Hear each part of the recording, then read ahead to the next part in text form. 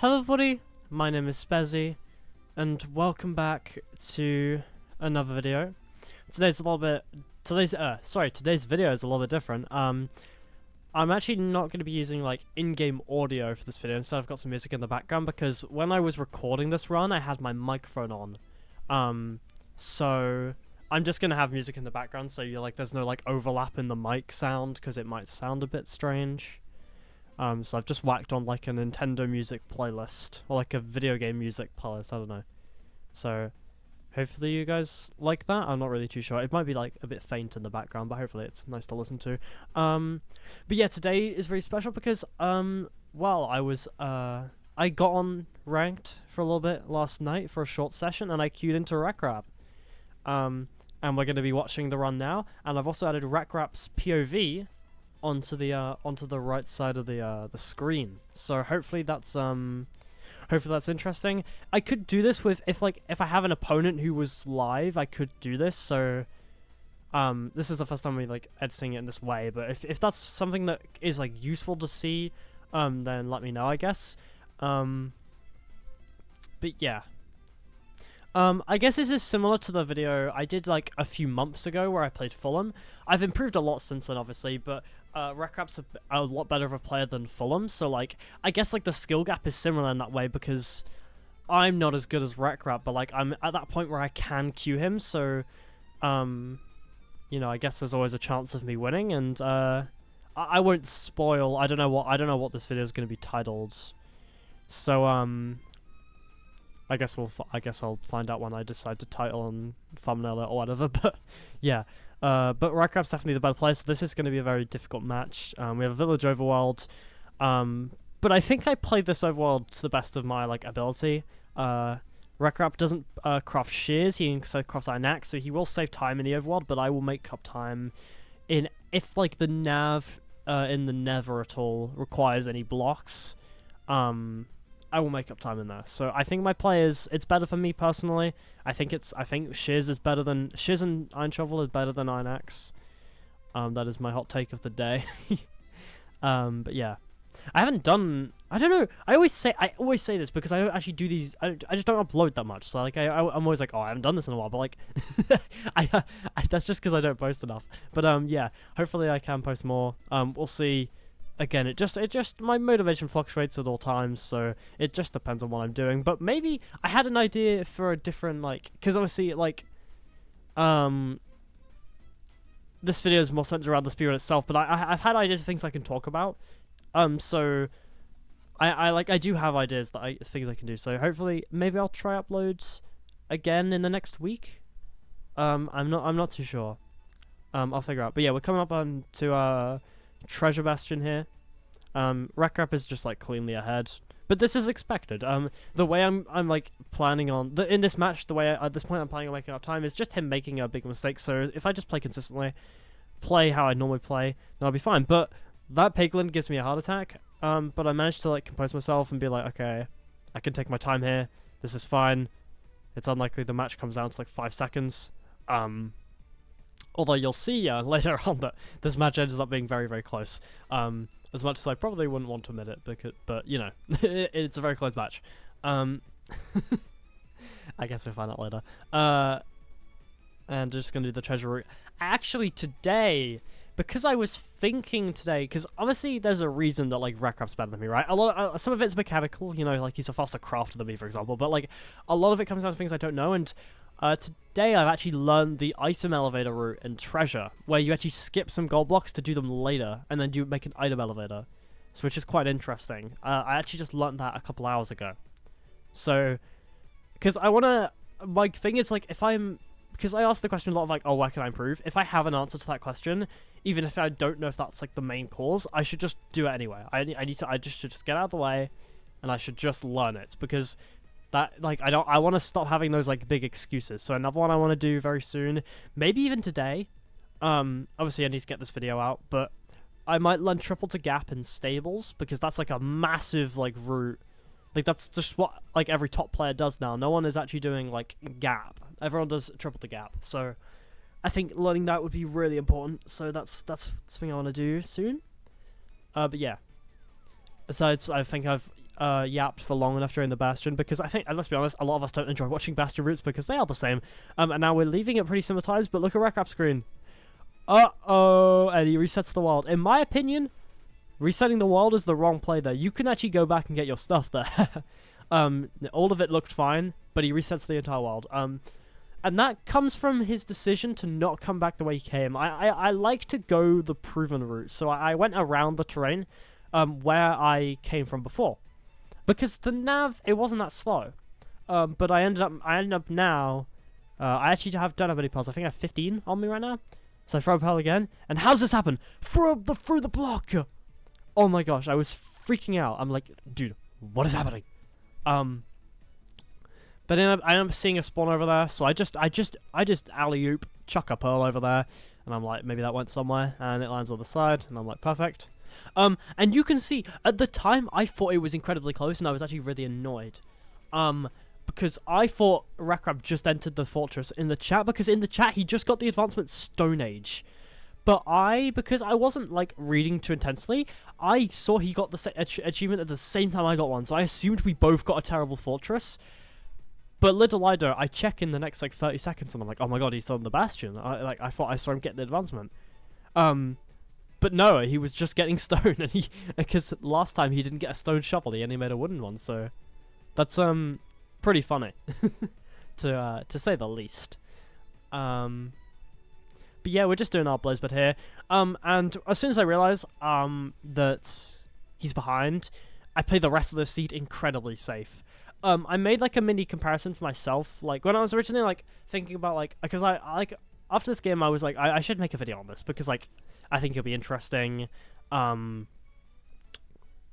not only for, like, other people to watch, but also myself, because, like, playing against someone like Rekrap, it's, like, very cool, to me, at least, like, I think it's pretty cool, so, and being able to watch back and, like, compare is, like, pretty interesting to me.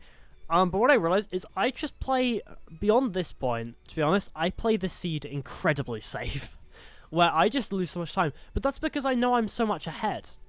So I can afford that. But obviously, if he right now he was in the fortress, I think I would be playing a bit more, like, aggressively. And maybe that's something I should work on. Like, I think pushing myself to my mechanical limit, even if it's not necessary, could be a very good way of improving. I guess it's difficult for me from a mental perspective, because I'm like, oh, but the elo I could lose, you know. But, like, I don't know.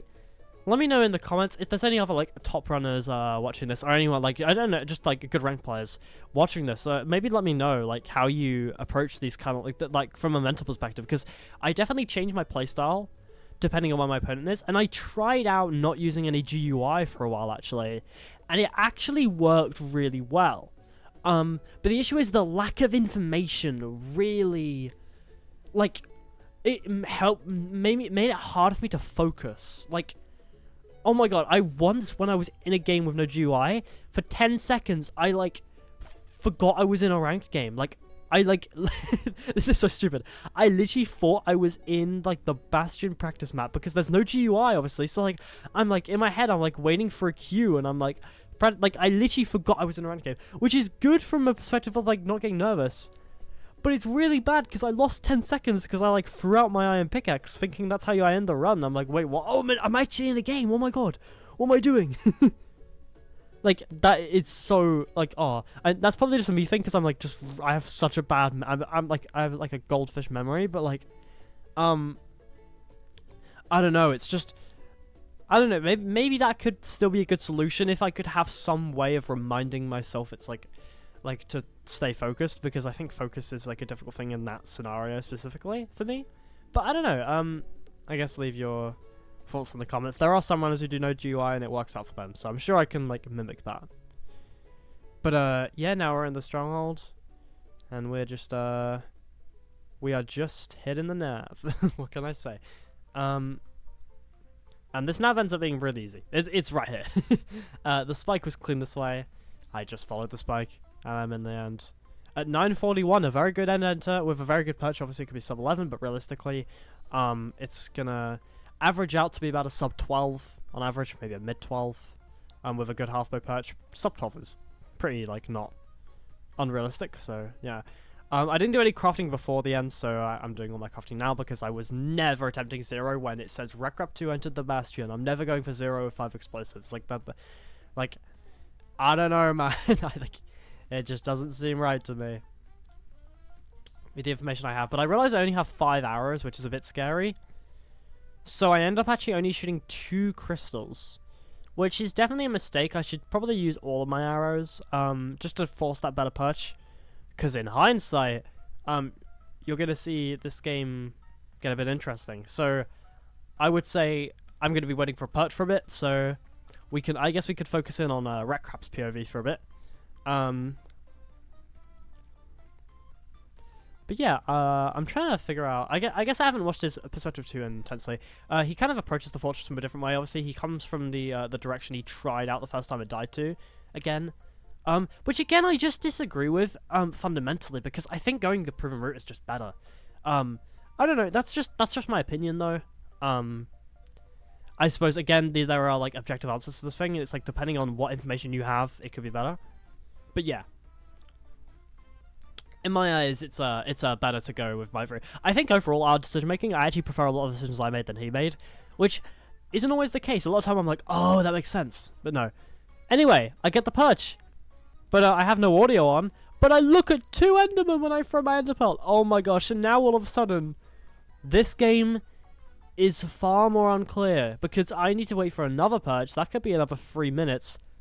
Rekrap could beat the seed in 3 minutes if he gets a quick 0 cycle good endgame, and this is a fast endgame. This is like a 600 block blind travel. This is a really easy nav. It's a hittable 0 if you have like 6 explosives. It's back, but you definitely can hit it if you have food. So now I'm very scared. But I still think I'm definitely the favorite. But now it's looking losable. And there's Enderman chasing the dragon, and I'm like, oh my god, what if I'm in the fountain and like the Enderman walks in front of me and I look at the Enderman? Like, I'm like in my head right now. I'm thinking about all that stuff. So if we just pay more attention to Rekrap, now he's blinding, and like I'm like, ooh, snap, this could be bad. But again, I feel like it's likely I win this game though, because I'm gonna get a perch in the next minute, like realistically. So. And like now it's turning in, I'm like, oh, it could be that, because there's no cap on when the dragon can do their second perch. I think like the dragon has to wait like 30 seconds to perch the first time you enter the end, but like the second perch should always be is on average gonna be faster because there's none of that time. It can technically just like go around like 2 nodes and then just like perch again or something. So like I'm pretty sure like it should perch now. So, and this looks pretty good. Start sliding towards the middle. I chuck a pearl in. Oh no, I don't chuck the pearl in because, yeah, it doesn't go. I definitely get like baited one time. Because, as we'll see, the dragon doesn't want to cooperate. Rekrap building his portal pretty high, which, in my eyes, like, Y42 is a little bit risky. It's better to be too low than too high, in my opinion. So that's why I try to prioritize. And he's all of a sudden in the stronghold. He likes to force this spike a little bit more. He wants to double check the spike. I kind of just send the direction that I get the first spike off of. That's how I kind of play strongholds. It's kind of how I like to play. I don't like overscan. I don't like double checking too much. Like, I don't know. It's just like if I'm doing a check. Oh, I got baited out there, by the way. I don't know. It's just one of those things. I don't know. But yeah, now he's in the end, and I'm panicking. I'm like, oh my god, if the dragon doesn't perch now and he has 0, I lose the game. So let's focus on his POV. He's gonna send this Ender Pearl, and he looks up and he decides, nope, no 0. And thank God he made that decision, because if he went for the 0 and hit it, I'd lose this game. So I'm very lucky, but now I'm panicking. He gets all Betsy, and I'm looking at my time. I'm like, the force perch has to be soon. If he doesn't get perch right now, I'm good. So like, and I see it turning in, and I think I've got it because he got all Betsy and not take aim. That made me think he wasn't shooting the dragon for 0 cycle, and I get the perch, and I'm like, yes. At this point, I'm like 90% sure I've won, but I wasn't like convinced. And I hit the 4-bed, so that's pretty sick. But fair play to Rekrap, he came all the way back, and he gets like a really good half-bow perch. That perch is insane. He also had lack of arrows, but he just got a little bit more lucky than me. I say a little bit, he got a lot more lucky than me. But yeah, I close out the game. So that's pretty sick. Thank you all for watching the video. And yeah, I have a 1-0 record against Rekrap in MCSR ranked. So that's pretty sick. Oh, I was meant to like stop talking by now, but I started a little bit more say. Thank you all for watching. That's very funny. If you enjoyed the video, make sure to leave a like and subscribe. And maybe follow my Twitch or something, because I'm live on there sometimes. I don't really promote my other social media that much. I just link in the description. But I don't know, like, you can go follow me on there if you want. On like Twitter or whatever, I don't know, or Blue Sky, which I use barely, but I have. Yeah, I don't know. Have a lovely rest of your day, guys. And goodbye. Goodbye.